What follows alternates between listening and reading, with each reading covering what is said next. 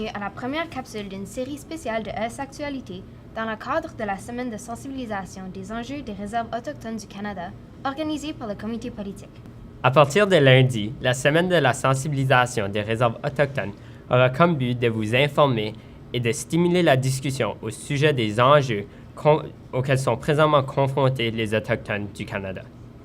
Cette première capsule a l'objectif de vous présenter un aspect historique des injustices subies par les Autochtones afin de permettre une meilleure compréhension de la situation actuelle des réserves.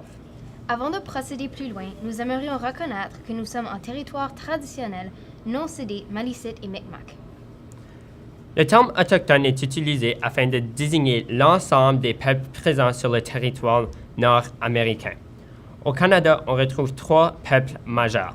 Les Inuits, soit les peuples vivant dans les régions nordiques, les Métis, désignant ceux de descendance autochtone et européenne, ainsi que les Premières Nations, soit les autres peuples autochtones qui ne sont ni Métis ni Inuits. Au Nouveau-Brunswick, il s'agirait des nations Wolastoqi, communément appelées Maliseet et les Micmac. Commençons par une brève récapitulation de l'histoire des Autochtones depuis l'ère coloniale. Suite à l'arrivée des premiers colons européens au Canada, soit l'expédition menée par Pierre Dugas-des-Monts en 1608, les Autochtones participèrent activement au commerce des fourrures en échange de biens technologiques tels des fusils. Les commerçants européens pouvaient à leur tour vendre ces fourrures à de grands prix en Europe. Cette compétition engendra quelques guerres entre nations autochtones. L'arrivée des colons apporta également des maladies européennes qui décimèrent les populations locales. Avec ces échanges commerciaux furent accompagnés des traités concernant la concession des terres autochtones aux colons européens. Ces traités furent rarement honorés de la part des institutions gouvernementales canadiennes. Avec une présence européenne croissante, les réserves commencèrent à voir le jour. Leur fonctionnement fut structuré dans l'Acte indien de 1876.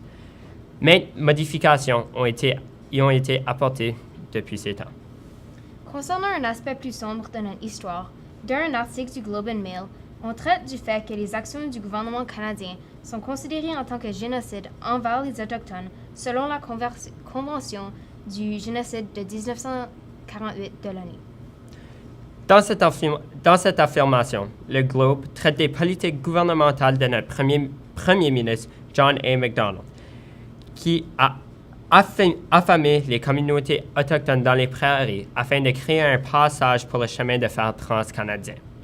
Même une fois déplacé sur le territoire exigé par le gouvernement, Macdonald ordonna de minimiser les rations distribuées aux réserves, déclarant même que son objectif était de garder les peuples autochtones sur le seuil de la famine.